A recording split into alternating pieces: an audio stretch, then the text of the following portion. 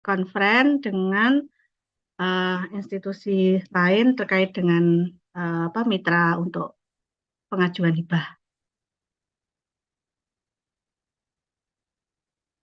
Oke, baik. Hari ini kita belajar tentang instrumen penelitian ya. Instrumen penelitian.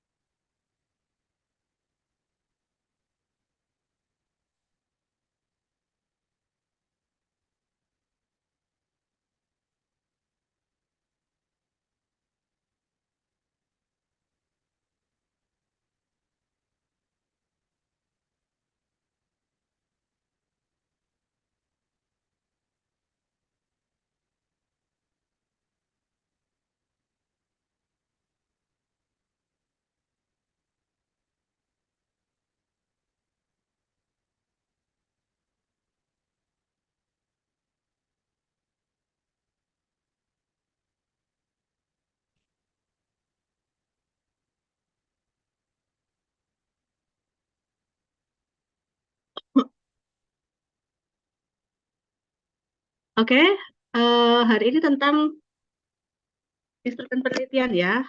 Saya menggunakan materi dari tahun lalu. Nanti akan saya sampaikan 2 slide ya.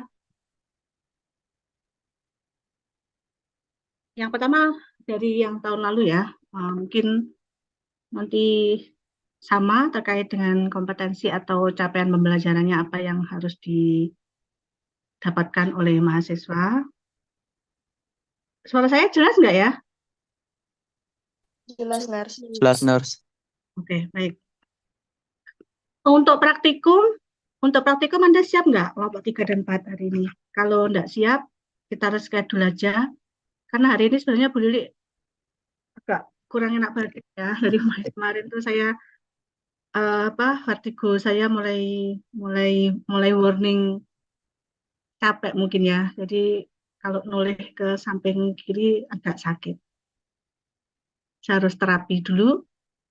Kalau misalkan tidak siap, mungkin bisa kita reschedule, enggak apa-apa. Kelompok 3 dan 4.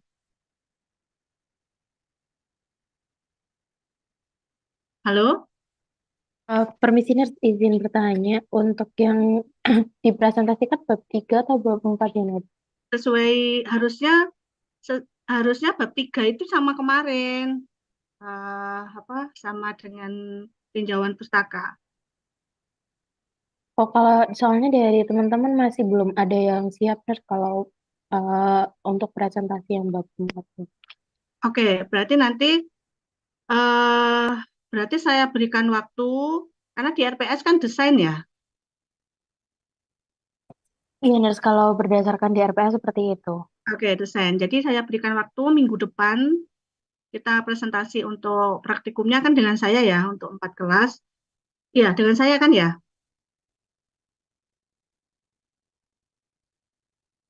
Rek 1, 2, 3, 4 dengan saya ya, karena saya menggantikan Prof. Titin. Jadi nanti untuk minggu depan tolong dikerjakan untuk kerangka konsep, hipotesis, dan desain penelitian. Jadi masih ada waktu 1 minggu, kita reschedule aja. Minggu depan semuanya siap. Kalau ada offline tempat atau ruangan, nanti offline. Kalau misalkan tidak ada, kita online, tapi per kelas ya, biar nanti banyak kesempatan saudara untuk mempresentasikan tugasnya. Begitu ya. Jadi untuk hari ini kita reschedule lagi untuk reguler 3 dan 4, karena kan belum saudara siapkan juga untuk desain penelitiannya. Gitu, apa sepakat? Iya, Nars, boleh. Oke, sepakat ya. Jadi nanti silakan untuk setelah kuliah nanti Anda persiapkan untuk bab 3 dan bab 4-nya ya. Baik, hari ini tentang instrumen penelitian ya. Jadi apa sih sebenarnya instrumen penelitian itu?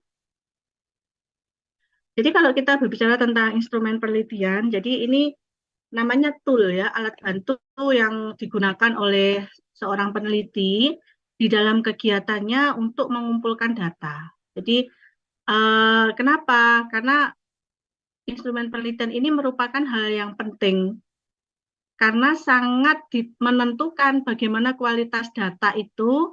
Salah satunya adalah ditentukan bagaimana kualitas instrumen saudara. Jadi nanti instrumen ini harus saudara desain dan saudara eh, persiapkan dengan baik sesuai untuk benar-benar mengukur variabel yang Anda miliki gitu. Jadi kalau instrumen itu artinya dia harus valid dan reliable. Valid itu apa artinya? Ya, itu memang benar untuk mengukur instrumen saudara, untuk mengukur variabel saudara. Contoh misalkan, jangan sampai nanti variabelnya itu misalkan berat badan atau tinggi badan. Nanti apa instrumennya? Instrumennya pakai tangan. Nah, itu kan nggak tepat. Nah, jadi instrumen itu harus benar-benar sesuai dan tepat untuk mengukur variabel. Nah, ini instrumen penelitian itu ada dua ya. Jadi instrumen yang bersifat non-test dan test. Untuk yang non-test itu contoh misalkan jenis metode pengumpulannya misalkan dengan kuesioner atau angket, terus dengan wawancara, atau mungkin dengan observasi, atau mungkin dokumentasi. Nah, itu merupakan instrumen yang non-test. Contohnya apa? Kalau angket itu ya misalkan kuesioner, daftar checklist, ya daftar skala. Kalau misalkan nanti saudara mendapatkan datanya itu dengan menggunakan wawancara, maka yang harus saudara siapkan itu jenis instrumennya adalah pedoman wawancara. Jadi mungkin nanti Anda nggak menggunakan checklist ya, nggak menggunakan kuesioner, tapi menggunakan wawancara. Jadi nanti Anda harus buat pedoman wawancaranya apa. Oh misalkan pertanyaan nomor satu apa yang ingin saudara wawancarakan ke responden. Bentar ya, maaf saya keringat dingin ini. Eh, bentar, bentar. Boleh kalau vertical. Bu Aseh, Bu.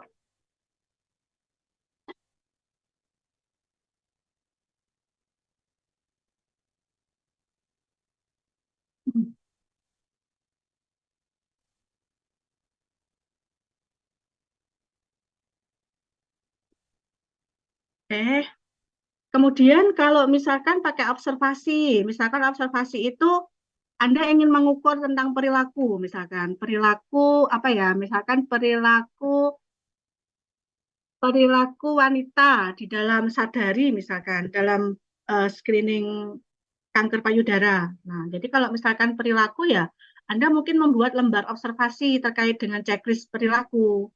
Jadi bukan instrumen. Jadi mungkin kalau dia lihat, raba, dan lakukan, misalkan lihat itu berdiri di depan kaca, apakah dia benar melakukan itu? Kalau yes, dicentang. Nah, itu namanya lembar observasi.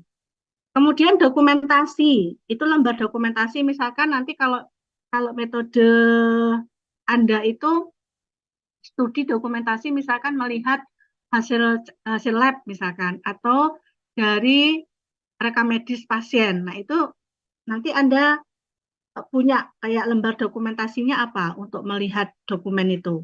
Nah, itu contoh-contoh instrumen yang bersifat non-test. Nah, kalau instrumen yang bersifat tes, itu ya contohnya ya misalkan prepost. Prepost untuk perbedaan pengetahuan ya. Berarti nanti Anda menyiapkan soal sesuai dengan indikator dalam variabel saudara. Nah, itu contoh instrumen ya. Nah, instrumen non-tes itu apa aja? Ya banyak ya. Jadi termasuk misalkan nanti saudara ingin melihat apa sih yang dilakukan oleh responden atau apa sih yang diketahui oleh responden terkait dengan variabel saudara. Bisa nanti berkaitan dengan sikap ya, atau mungkin perilaku, atau mungkin sifat, ucapan, atau mungkin riwayat hidup atau apapun itu berkaitan dengan perilaku di dalam kesehatan. baik nanti secara individu atau secara grup atau kelompok. Nah, itu nanti bisa saudara desain instrumennya seperti apa. Ya, yang penting itu sesuai untuk mengukur apa yang ingin saudara cari gitu. Jadi harus tepat instrumen itu. Nah, observasi itu biasanya untuk melihat perilaku di mana ada suatu pengamatan langsung dari seorang peneliti terhadap subjek penelitian. Dengan apa? Ya dengan memperhatikan tingkah lakunya, dengan memperhatikan tindakannya, behaviornya. Nah, itu observasi. Sehingga nanti data yang diperoleh itu adalah data dari pengamatan kita yang kita lihat secara sistematis terhadap fenomena-fenomena yang sedang dijadikan pengukuran. Nah, itu ya. Jadi misalkan checklist terkait dengan kemampuan komunikasi perawat. Nah, berarti Anda harus membuat list terkait dengan apa aja sih kemampuan perawat itu. Ya, mungkin nanti dari salam, terus menanyakan kontrak, dan sebagainya itu dilakukan atau enggak. Kalau dilakukan, yes, dicentang. Kalau no, ya berarti enggak dicentang gitu. Nanti dari kalkulasinya, nilai atau skornya itu berapa. Nah, itu yang harus dipikirkan. Nah, ini yang membedakan untuk penelitian kuantitatif itu biasanya di awal itu susah, tapi nanti mudah pelaksanaannya. Tapi kalau kualitatif itu gampang di awal tapi susah pelaksanaannya. Kenapa? Karena kalau kuantitatif itu harus ada instrumen dulu yang sudah fix gitu ya. Jadi instrumen dulu yang sudah baku, yang sudah teruji secara validitas dan reliabilitasnya, dia memang sudah memenuhi syarat untuk dijadikan suatu instrumen. Nah, itu biasanya juga membutuhkan lead time gitu ya, yang harus disiapkan oleh peneliti, di mana dia harus melakukan uji coba ya terkait dengan instrumen yang sudah di-develop. Kemudian kelebihan observasi itu apa? Jadi kelebihan observasi itu biasanya itu kondisi real karena benar-benar kita melakukan pengamatan sesuai dengan tingkah laku dari subjek penelitian. Gitu. Bisa juga gitu ya, observasi itu dilakukan secara serentak. Artinya mungkin dengan grup gitu ya, terkait dengan sesuatu masalah atau kejadian yang penting untuk memudahkan waktu, menghemat waktu itu juga bisa dilakukan secara serempak. Nah, itu kelebihan observasi. Yang berikutnya apa? Jadi observasi ini biasanya dia bisa digunakan untuk melengkapi ya, untuk melengkapi atau untuk memastikan ketika kita menggunakan teknik lain. Jadi misalkan dikombin dengan wawancara, dikombin dengan kuesioner, misalkan gini, saya ingin melihat kepatuhan minum obat, perilaku kepatuhan minum obat pada schizofren. Misalkan seperti itu.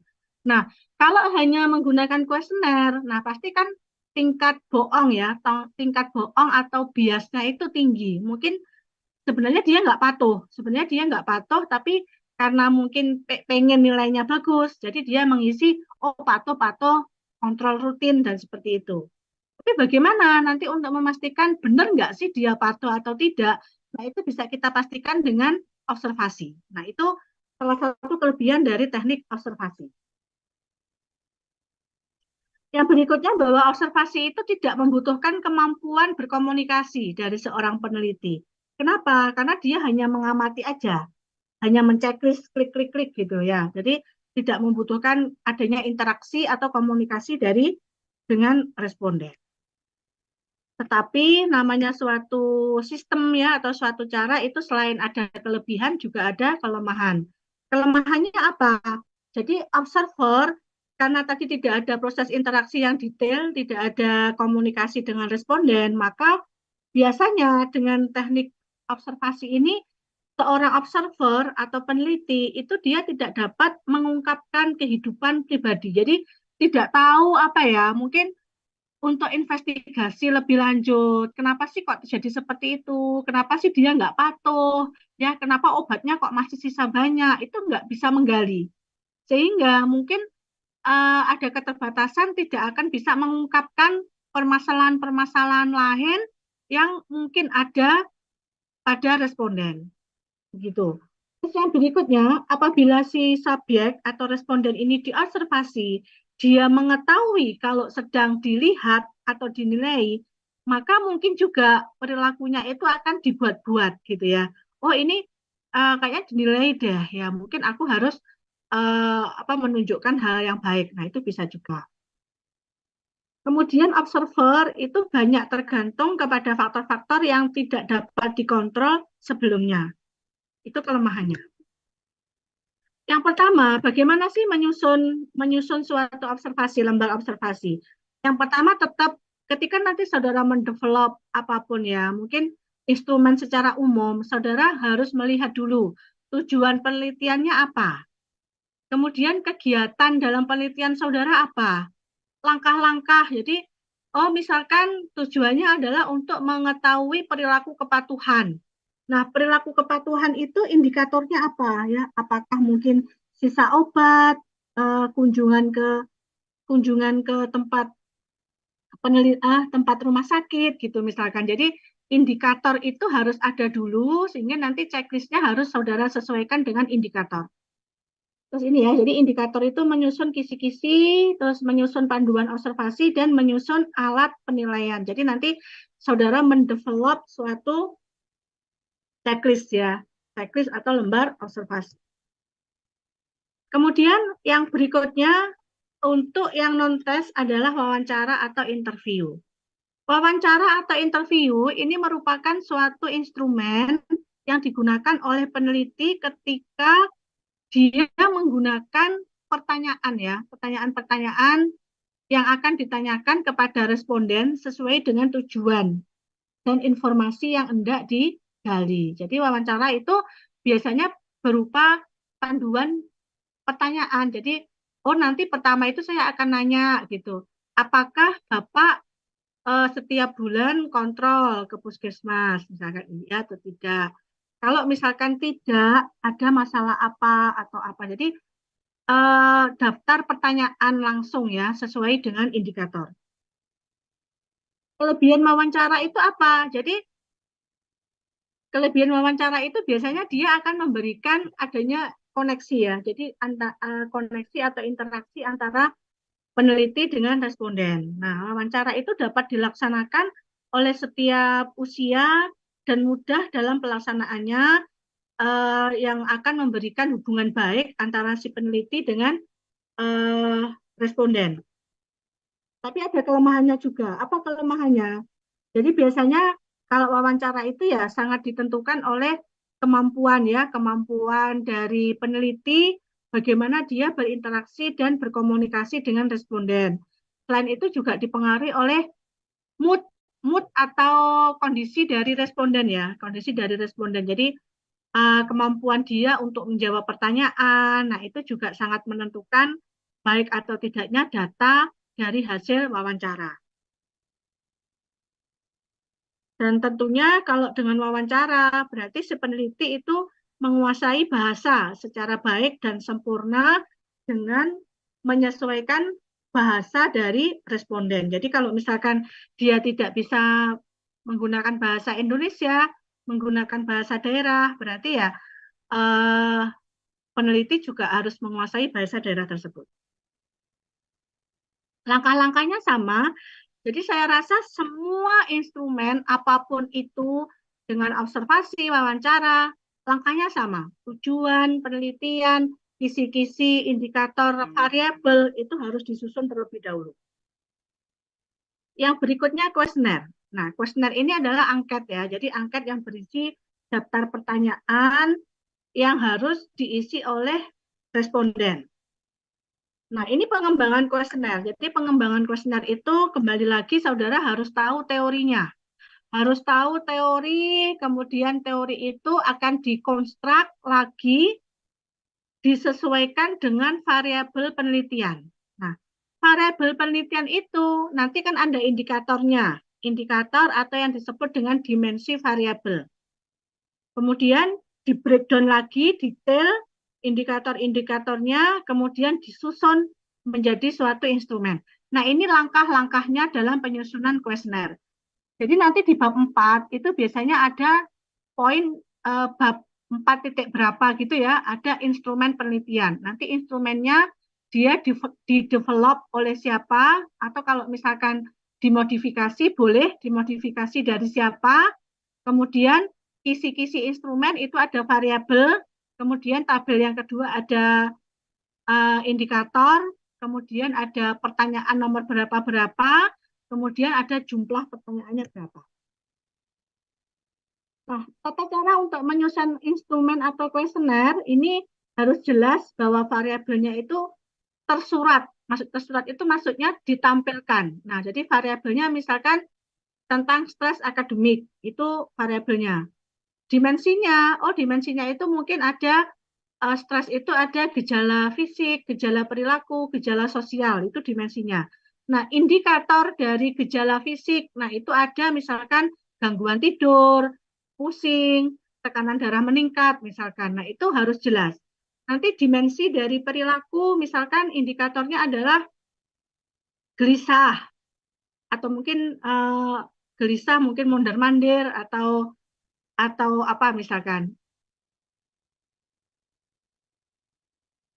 Nah, itu harus jelas ya, yang paling penting harus jelas. Oke, ini contoh untuk menyusun instrumen ya. Ini contoh yang dibuat oleh Pak Toro dari tahun lalu. Judul penelitiannya adalah tentang pengaruh motivasi ya, pengaruh motivasi terhadap prestasi kerja perawat di rumah sakit X. Nah, ini dia mengembangkan suatu instrumen motivasi yang didevelop oleh Terry tahun 1997 gitu ya. Nah, teori itu tentang konsep teori motivasi ya. Dia diambil dari bukunya 1997 halaman 390. Nah, dia mendefinisikan bahwa definisi dari motivasi itu adalah keinginan yang ada pada seorang individu yang merangsang untuk melakukan tindakan. Nah, seperti itu. Kemudian didefinisikan operasional bahwa motivasi itu merupakan tindakan yang mendorong seseorang untuk melakukan eh, kinerja ya sesuai dengan perannya seperti itu.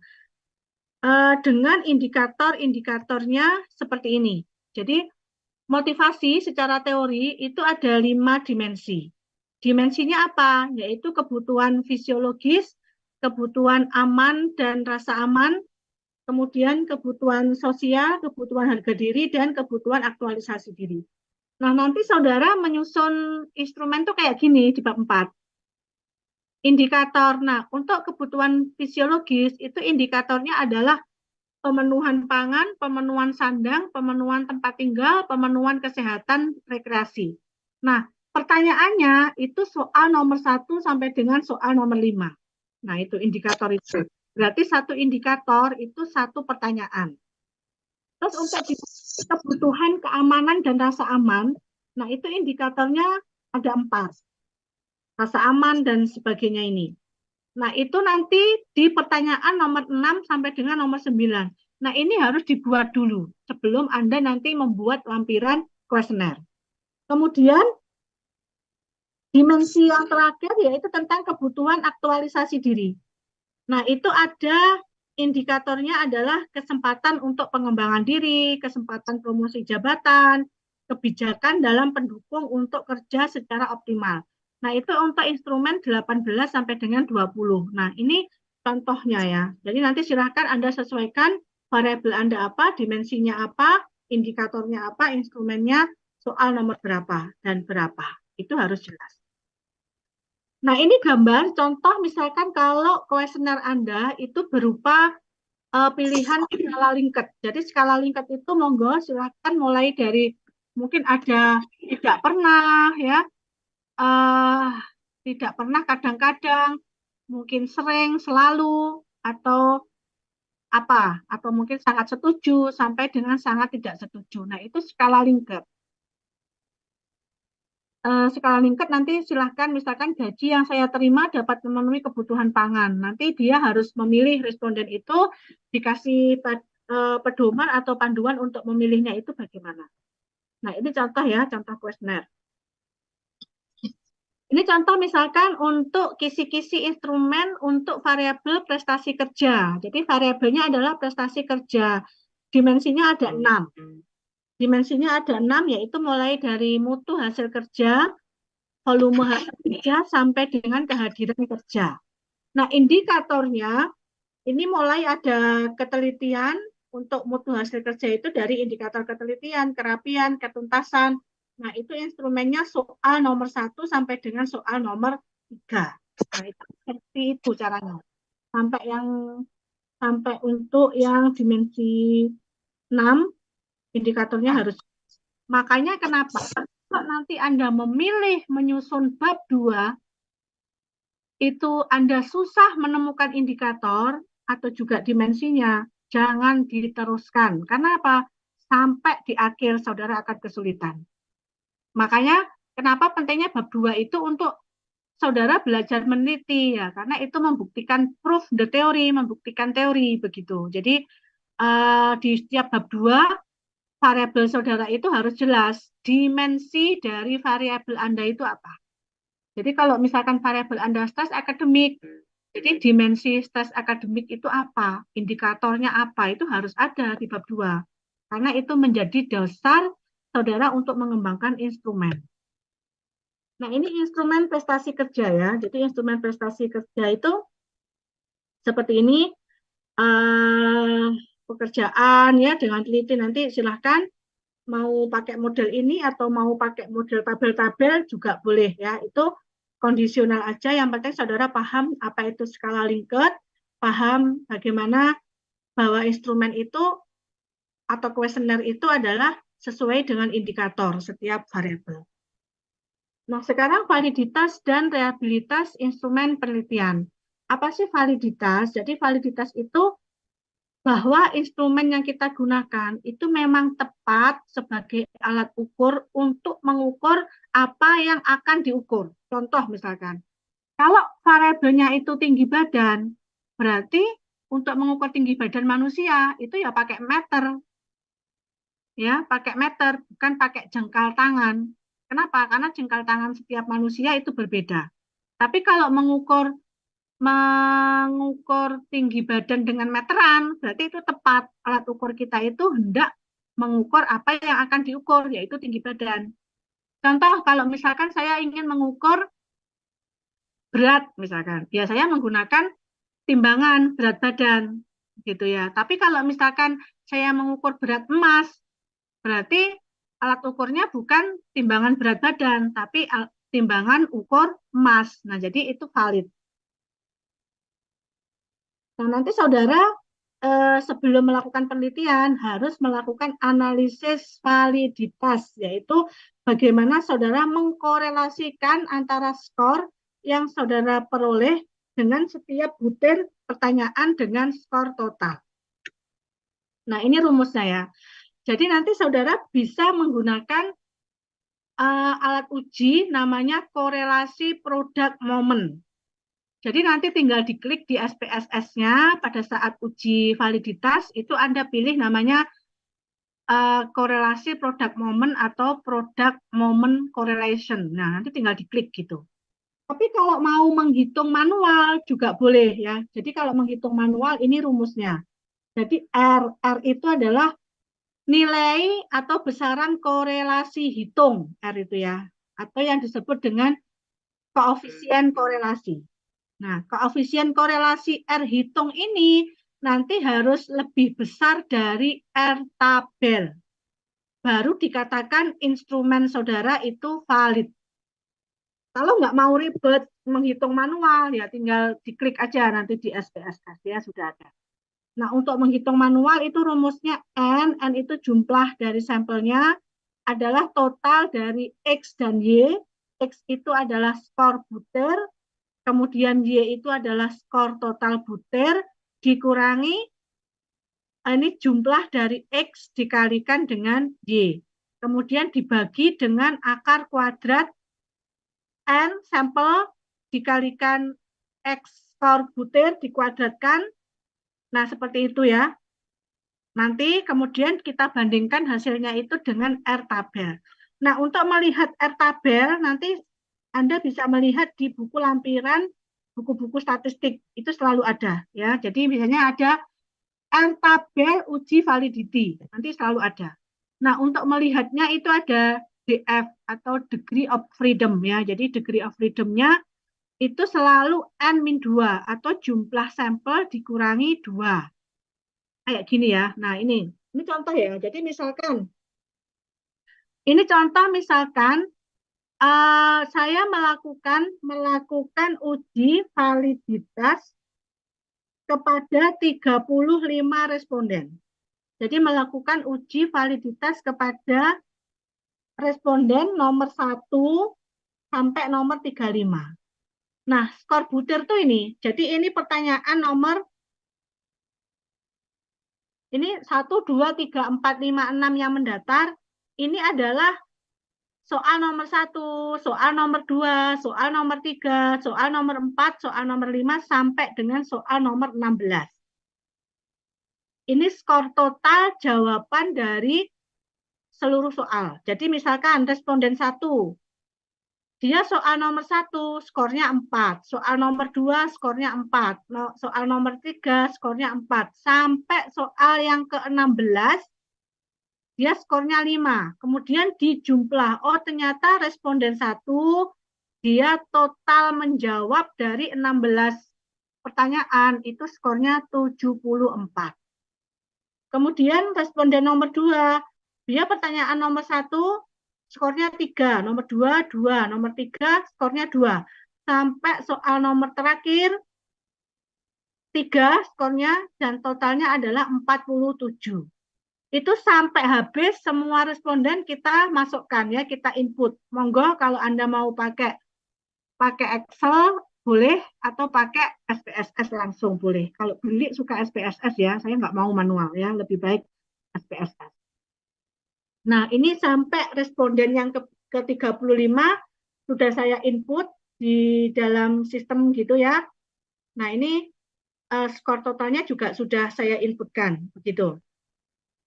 Nah, kemudian X-nya itu ya,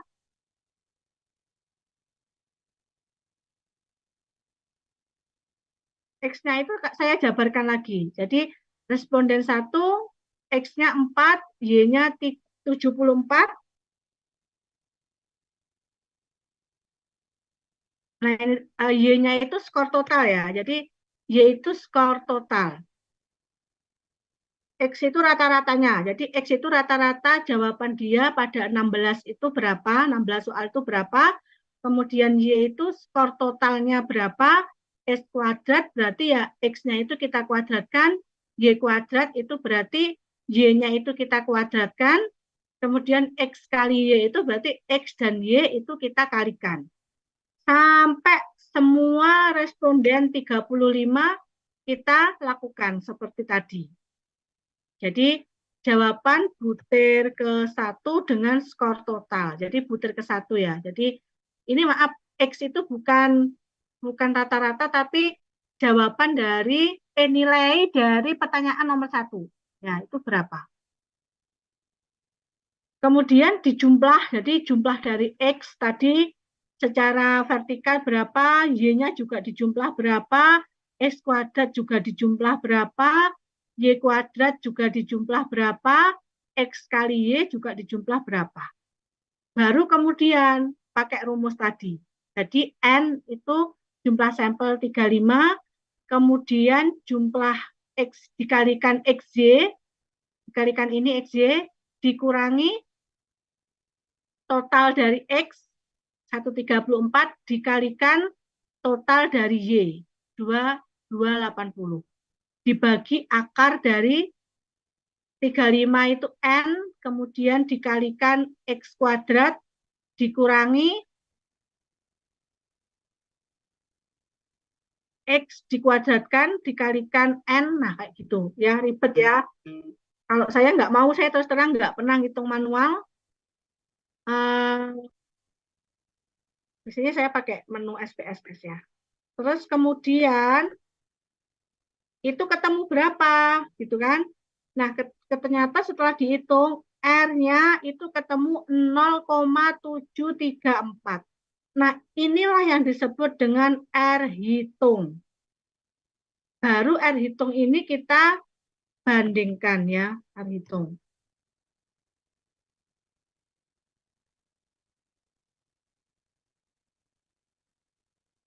Nah, ini R hitung. Nah, R hitung yang kita temukan tadi, baik nanti saudara mau pakai manual atau mau pakai SPSS dengan tinggal klik person product moment gitu ya. Nanti Anda melihat lampiran di buku statistik. Jadi Anda lihat lagi R tabel. Bagaimana caranya R tabel? Jadi R tabel itu selalu seperti ini. Jadi ada namanya taraf signifikansi, ada 5%, 1%. N itu adalah jumlahnya ya. N itu jumlah urutannya mulai dari 1 sampai tak terhingga nanti. Ini seperti itu. Nah, kalau sampel kita tadi berapa orang sampelnya? Halo? Sampel tadi berapa orang untuk uji validitas? 35. 35. Berarti untuk melihat N-nya itu jangan 35, tapi N dikurangi 2. Berarti berapa? 33. Jadi nanti Anda lihat N itu kalau di dalam lampiran buku statistik disebutnya adalah degree of freedom. Ada yang menyebutnya DF kalau in English, degree of freedom, atau DB, derajat bebas. DB ya, derajat bebas. Itu selalu N-2. Jadi nanti Anda melihatnya di sini angka 33, kemudian cek taraf signifikansi saudara berapa. Kalau Anda menggunakan 5% taraf signifikansi atau p-value saudara, maka nanti Anda lihat yang 5%, kemudian ke bawah sampai N ke 33.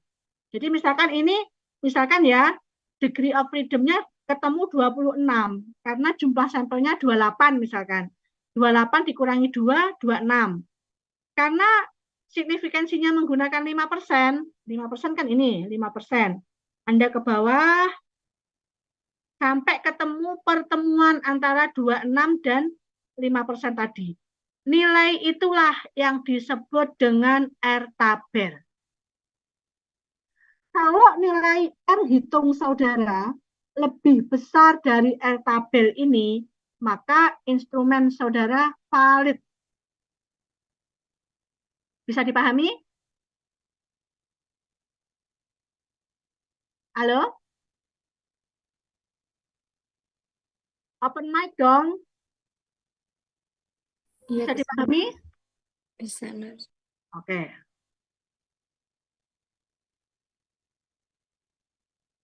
Selanjutnya, setelah Anda menemukan nilai R tabel, maka tadi ya, R hitung, setelah Anda mendapatkan R hitung, maka Anda lihat R tabel tadi. Ini contoh ya, setelah dilihat dengan degree of freedom-nya adalah N-2, yaitu 33, maka di buku itu didapatkan R tabelnya adalah 0,442. Karena R hitungnya tadi 0,734 lebih besar dari 0,442, maka signifikan. Artinya pertanyaan tadi itu valid. Begitu. Itu baru soal nomor 1. Ada 16 soal. Berarti Anda lakukan satu demi satu sampai 16 soal. Bisa dibayangkan kalau Anda pakai manual sangat mumet rasanya ya, seperti kepalanya belilik saat ini. Nah, jadi saya jarang menggunakan manual, tapi saya menggunakan sistem. Oke, nanti gimana cara menggunakan sistem? Untuk S1, kita nggak menuntut saudara mampu mengaplikasikan sendiri.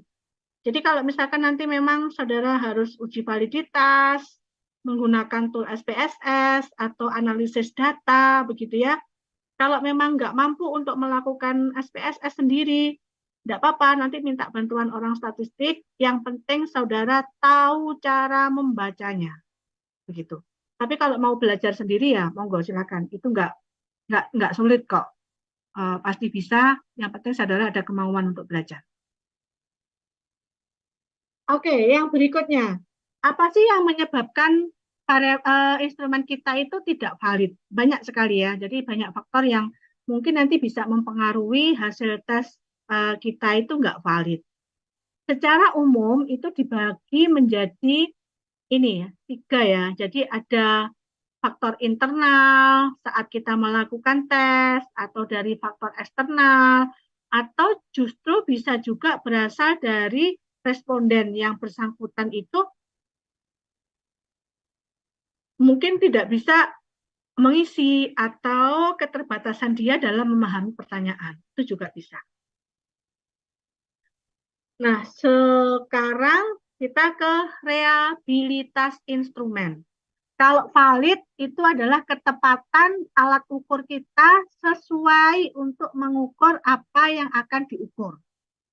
Kalau reliable itu keajekan. Jadi keajekan itu apa? Jadi alat ukur kita itu kalau digunakan untuk mengukur berulang kali, maka dia akan mendapatkan hasil yang sama, even yang menggunakannya itu adalah orang lain. Contoh misalkan, kalau saya mengukur si A dengan menggunakan meteran, tinggi dia adalah 160. Maka kalau diulangi lagi pada hari lain, misalkan diulangi besok, atau diukur oleh bukan saya, misalkan diukur oleh suami saya misalkan. Hasilnya dengan alat itu tetap 160 cm. Itulah yang disebut dengan reliable. Artinya ajek. Instrumen itu ajek, hasilnya itu sama walaupun digunakan dalam waktu yang berbeda oleh orang lain. Hasilnya pun akan sama. Jadi reliable itu artinya secara implisit maka mengandung objektivitas. Jadi benar-benar hasilnya itu objektif sesuai dengan kondisi real dari responden ataupun variabel yang akan kita ukur. Nah, untuk mengukur reliabilitas itu dengan menggunakan namanya nilai alpha Krombach. Anda nggak usah bingung, nanti alpha Krombach itu tinggal diklik aja di SPSS juga sudah muncul. Nanti akan ada 2 jenis, yaitu dengan menggunakan cara pengukuran ulang atau dengan cara pengukuran belah 2. Gitu ya. Oke, mungkin nggak usah terlalu dipikirkan ini, yang penting alpha Krombach aja ya. Nanti saya mungkin nggak terlalu menuntut saudara memahami tentang belah 2 atau pengukuran ulang ini. Mungkin ini nggak perlu lah ya. Rumus-rumus tadi just to know aja. Nanti ujian nggak akan saya keluarkan. Yang penting saudara bisa membaca. Ini aja.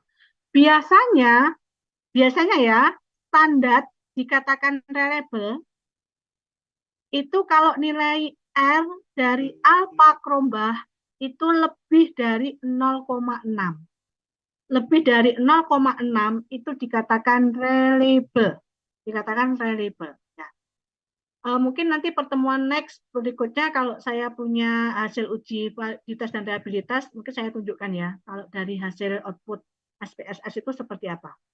Kalau ngitung susah nanti ya. Ya maksudnya ngitung satu persatu gitu. Kalau nanti Anda salah memasukkan data ya ngitungnya juga salah gitu. Jadi lebih baik pakai tool SPSS saja. Nah ini juga belah 2 contohnya ya. Nanti rumusnya aja yang agak berbeda begitu. Jadi nanti kalau hanya sama kayak tadi, jadi Anda identifikasi satu persatu gitu ya, dimasukkan dari responden 1 sampai responden 35, kemudian nanti yang dimasukkan kalau belah 2 itu dari skor nomor genap aja gitu, nanti hasilnya itu bagaimana gitu. Atau kita memilih skor ganjil aja gitu. Jadi kalau yang belah 2 itu kita cuma memilih mau pakai soal yang genap atau soal yang ganjil aja. Prinsipnya sama, nanti dihitung manual seperti itu dan kita bandingkan dengan R-tabel. Kalau nilainya lebih besar dari R-tabel, maka dia reliable.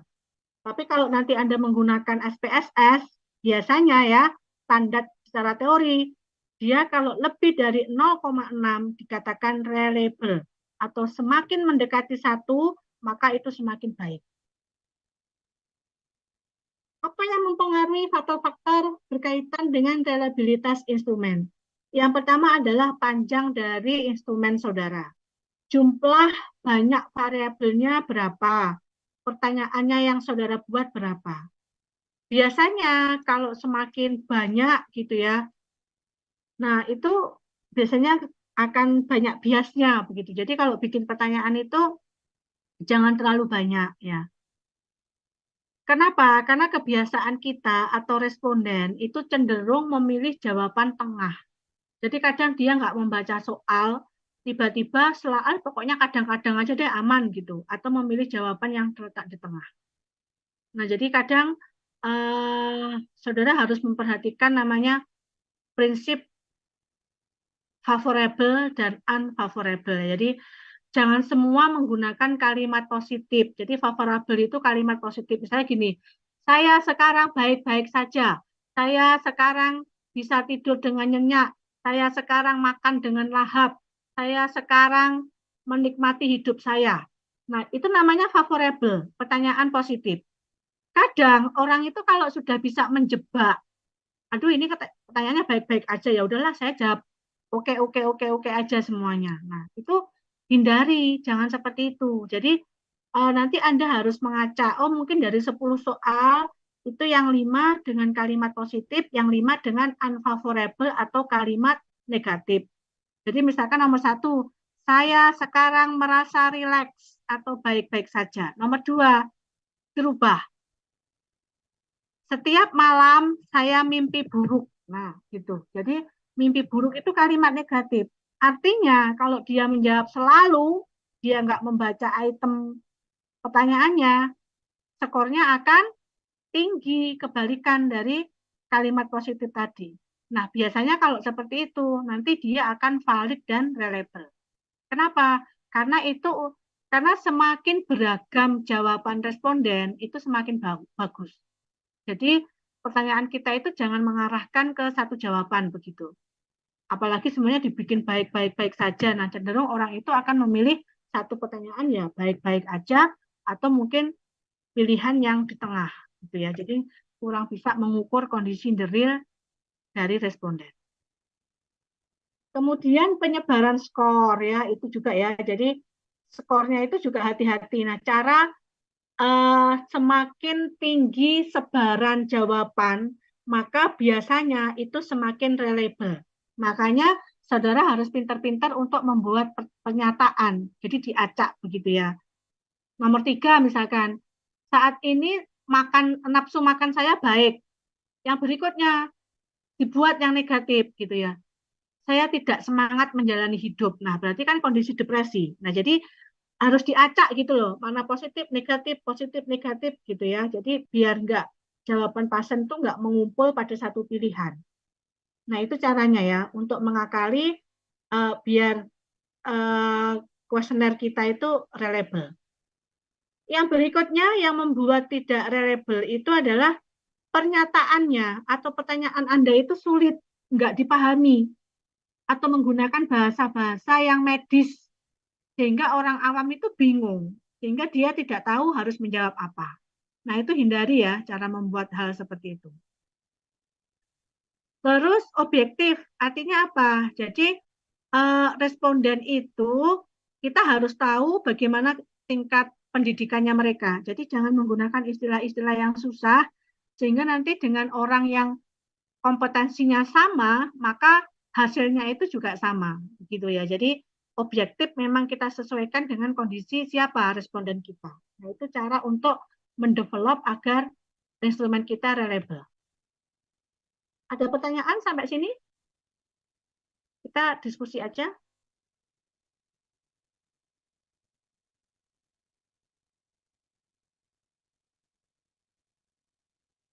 Oke, mungkin saya share dulu tentang instrumen penelitian ya. Ini nggak perlu. Ini sama kayak tadi ya. Oke, mungkin yang paling penting ini. Nah ini ya, di dalam suatu pernyataan itu ada yang disebut dengan open question dan closed question response, gitu ya.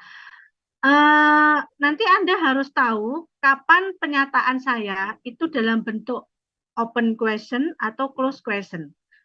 Kalau skala Likert itu pasti close question. Kenapa? Karena sudah ditentukan pilihan jawabannya dan responden hanya tinggal memilih. Contoh misalkan close question itu apakah misalkan ada pertanyaan apakah Anda merasa baik saja hari ini? Yes atau no. Atau misalkan kesehatan saya dalam kondisi baik misalkan. Apakah dia setuju, ragu-ragu atau tidak setuju. Nah, itu close question. Kalau yang open question itu contohnya misalkan berikan pendapat tentang kesehatan yang Anda rasakan saat ini. Nah, tentunya open question itu sebenarnya lebih bagus karena kita mendapatkan detail jawaban itu akan lebih banyak. Tetapi terkadang open question itu kita akan sulit untuk membuat suatu penilaian, gitu ya. Jadi kalau menggunakan open question itu harus ada indikator atau parameter untuk melakukan penilaian itu seperti apa. Nah, jadi kalau misalkan nanti untuk skripsi, lebih baik saudara menggunakan closed question ya. Oke. Nah, sekarang ini, sebenarnya ada juga skala itu tidak hanya skala Likert. Ada namanya skala Goodman, ada rating scale, dan semantik diferensial. Apa itu? Ya, kalau skala Likert itu biasanya jawabannya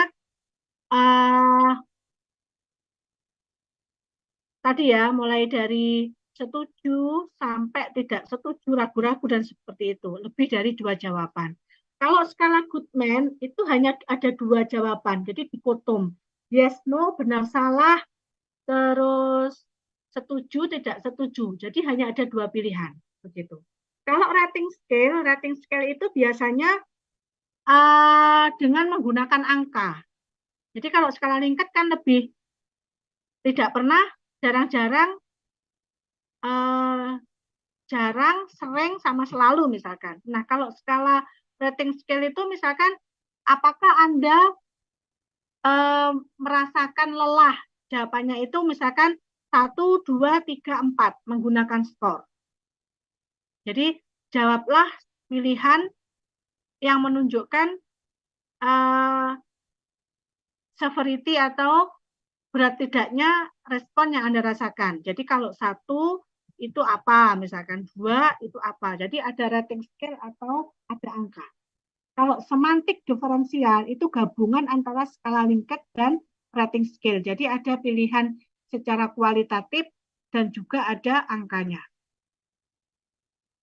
Di dalam suatu pengukuran ya, di dalam satu pengukuran instrumen itu ada yang disebut dengan measurement error. Jadi ada kesalahan pengukuran. Nah, jadi skor observasi atau skor pengamatan itu merupakan gabungan antara variasi yang sebenarnya dari responden, ada juga variasi dari tingkat kesalahan. Apalagi kalau penelitian kita adalah pada bidang sosial ya, pada manusia dan seperti itu. Pasti ada namanya error ya, error variance. Contohnya apa? Ya termasuk mungkin error dari partisipannya, atau mungkin error dari instrumen yang kita develop, atau mungkin dari pengaruh lingkungan. Mungkin pada saat mengisi itu kondisinya crowded, atau mungkin kondisinya panas, atau mungkin kondisinya ngantuk. Nah, itu terkadang bisa juga membuat error dari hasil suatu pengukuran. Ini enggak usah ya. Nah, ini reliability sama validity. Sama ya. Jadi cara menyusun instrumen itu sama, Anda membuat matrik pengembangan instrumen atau kisi-kisi instrumen. Saya ulangi, jadi valid itu artinya ketepatan mengukur apa yang seharusnya diukur. Kalau reliable itu instrumen yang digunakan berkali-kali untuk mengukur objek yang sama akan menghasilkan data yang sama. Nah ini ya, jadi instrumen yang baik itu harus valid dan harus reliable. Valid itu mengukur apa yang hendak diukur, artinya tepat. Nah, ada 2, yaitu validity internal dan juga validity eksternal. Nah, validity internal itu ada yang disebut dengan construct validity. Apa maksudnya? Jadi instrumen secara construct validity itu harus disusun sesuai dengan teori yang relevan. Jadi bab 2 saudara itulah yang menjadi dasar untuk mengembangkan construct validity. Kemudian setelah ditemukan teori yang relevan, maka ujinya itu harus dikonsultasikan dengan ahli. Jadi kalau misalkan saudara pembimbing, ya konsultasikan dengan pembimbing saudara, karena mungkin beliau yang lebih memiliki kualifikasi pendidikan sesuai dengan bidang keilmuan, ya. Kemudian dari validitas internal itu ada yang disebut dengan content validity. Content validity itu biasanya berkaitan dengan, mungkin berkaitan dengan rancangan atau suatu program tertentu yang telah ada. Nah, sama, nanti untuk uji validity-nya juga bisa kita sesuaikan dengan pemilik program atau konsultasi dengan ahli. Yang berikutnya, yang tadi kita ajarkan dengan menggunakan person product moment, itu adalah validitas eksternal yang disusun menggunakan data-data empiris gitu ya, data-data empiris dan dilakukan uji dengan menggunakan analisis faktor. Nah, untuk S1 saudara melakukan ini nanti ya. Jadi enggak bisa di-grab ya. Oke, jadi dilanjutkan dengan analisis faktor dengan menggunakan uji person product moment. Nah, ini sekarang reliable. Reliable itu ada eksternal dan ada internal juga. Kalau eksternal itu ada 3 item, yaitu stability, kemudian reliable secara ekuivalen. Nah, stability itu apa? Test retest. Jadi bisa kita ulang pada kelompok yang sama, kita ulangi dengan menggunakan instrumen yang sama, kelompoknya sama atau respondennya sama, kita lakukan pada waktu yang berbeda. Seperti itu. Itu bisa juga ya. Atau dengan eksternal itu menggunakan uji ekuivalen. Apa itu? Jadi tesnya itu beda. Jadi menggunakan instrumen dengan kisi-kisi yang sama, tapi pernyataannya itu agak diubah-ubah dikit, tapi memiliki sinonim yang sama. Nah, itu secara eksternal. Nah, tapi yang saya jelaskan tadi, kalau misalkan dengan alpha-krombah gitu ya, atau dengan menggunakan ANOVA-HOID, atau menggunakan split hub tadi ya, atau apa tadi, dengan butir genap atau butir ganjil yang belah 2 tadi, nah itu disebut dengan internal konsistensi. Untuk S1 cukuplah dengan internal konsistensi aja sudah cukup. Jadi nanti Anda lakukan dengan uji analisis KR20 atau KR21 atau alpha-krombah yang paling familiar, boleh ya, cukup 1 aja. Untuk yang external reliability enggak usah dilakukan. Oke, nanti tinggal dibaca ya, nanti saya berikan dua-duanya, nanti silahkan dipelajari. Intinya sama ya, intinya sama, tapi ini kemarin saya berikan waktu di S2 karena ini contoh ya, ini contoh misalkan pertanyaannya tentang stres akademik menghadapi ujian nasional pada anak SMA. Nah, ini dengan menggunakan skala Likert, gitu ya, skala Likert selalu, sering, kadang-kadang tidak pernah, di mana kalau selalu itu mungkin sehari keluhan itu muncul 4-5 kali. Kalau sering itu dalam seminggu ya, dalam seminggu itu muncul 4-5 kali. Kalau sering itu kalau seminggu muncul 3-4 kali. Kadang-kadang ya dalam seminggu mungkin muncul 1-2 kali. Tidak pernah ya selama seminggu tidak pernah merasakan hal itu. Jadi pernyataannya konsentrasi saya menurun. Berarti ini unfavorable karena kalimat negatif. Kalau saya jawab selalu, berarti menunjukkan saya stres atau tidak? Halo? Stres. Stres. Kalau saya menjawab stres, skornya lebih tinggi atau lebih rendah? Tinggi. Tinggi. Berarti selalu, jadi soal nomor 1, konsentrasi saya menurun. Saya jawab selalu, skornya 4. Sekarang nomor 2. Saya dalam menghadapi UAN, saya merasakan berpikir solusi menghadapi ujian. Ini adalah kalimat positif atau favorable. Kalau saya jawab selalu, Skornya berapa?